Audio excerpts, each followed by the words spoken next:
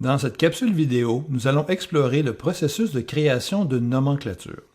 Les nomenclatures servent à préciser la liste des articles ou des composants qui sont requis dans la fabrication d'un article parent. Cette liste contient le numéro d'identification de chaque composant, ainsi que sa quantité et son unité de mesure. La quantité requise de chaque article est exprimée en fonction de la quantité de base de la nomenclature. La quantité de base n'est pas forcément la même que la taille de lot standard.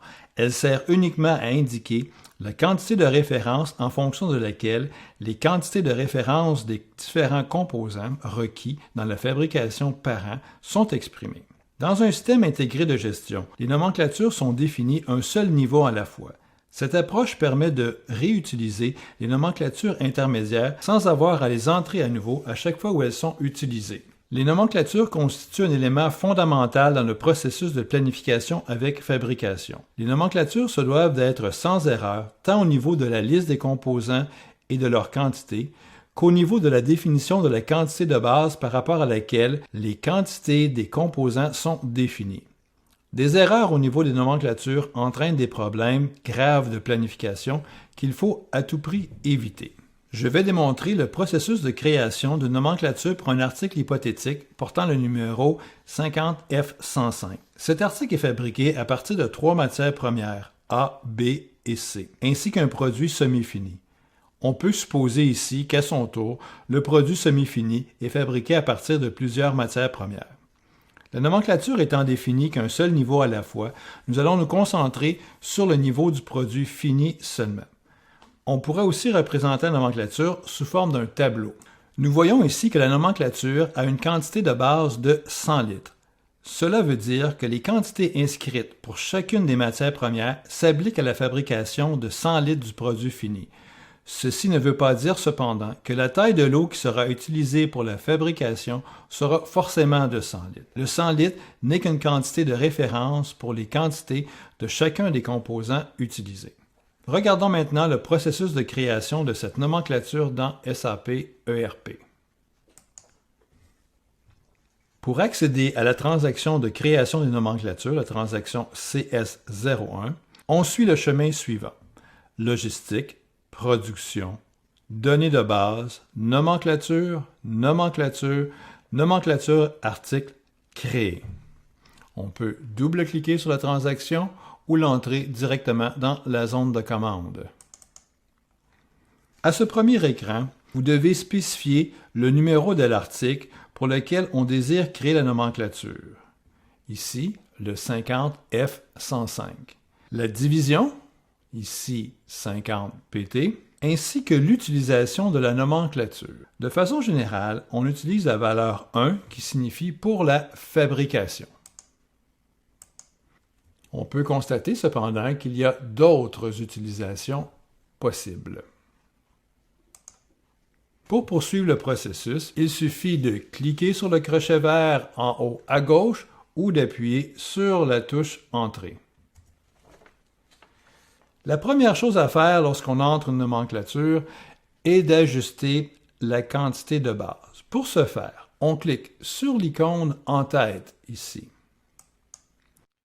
Et on va aller corriger immédiatement la quantité de base qui devrait être de 100 litres dans notre cas.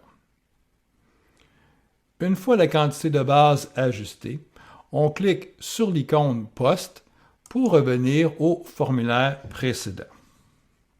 La création de nomenclature est un processus relativement simple. Il faut premièrement définir le type d'élément ou type de poste. Dans le cas d'une nomenclature standard, on a généralement recours au type L qui représente des articles gérés en stock ou des articles inventaires si vous désirez. Donc, le type L.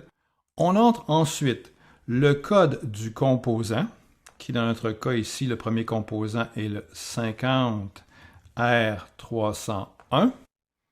Et on entre la quantité requise, qui est de 5 kg.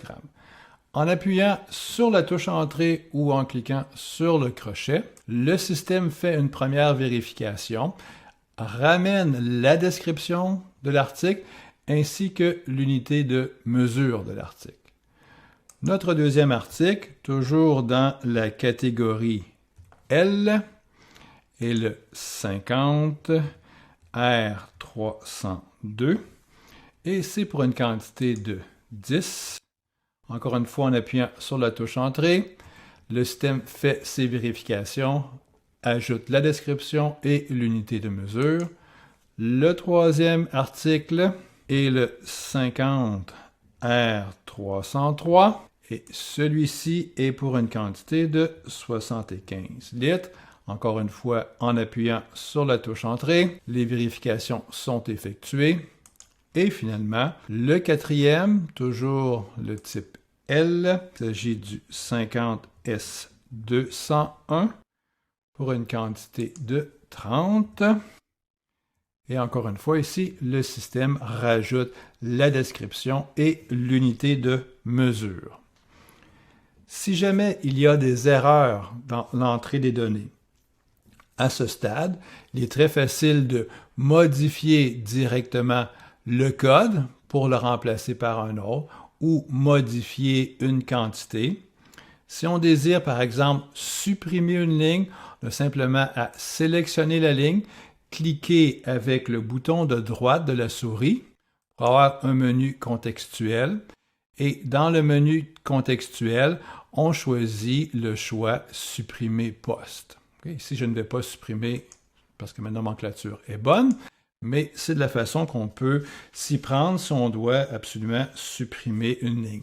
Et le processus est exactement le même en mode de modification de nomenclature avec la transaction CS02.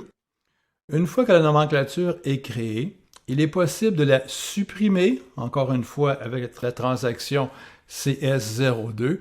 Il suffit à ce moment-là d'aller dans le menu nomenclature article et de choisir l'option supprimer qui présentement n'est pas active parce que nous sommes dans la transaction de création, mais dans la transaction de modification, transaction CS02, cette option serait active. Toutes nos données sont bien rentrées, on peut sauvegarder cette nomenclature. Tout ce qu'on a à faire, c'est de cliquer sur la disquette. Le système fait ses vérifications et confirme dans le bas le message nous disant que la nomenclature a été créée pour l'article 50 F105.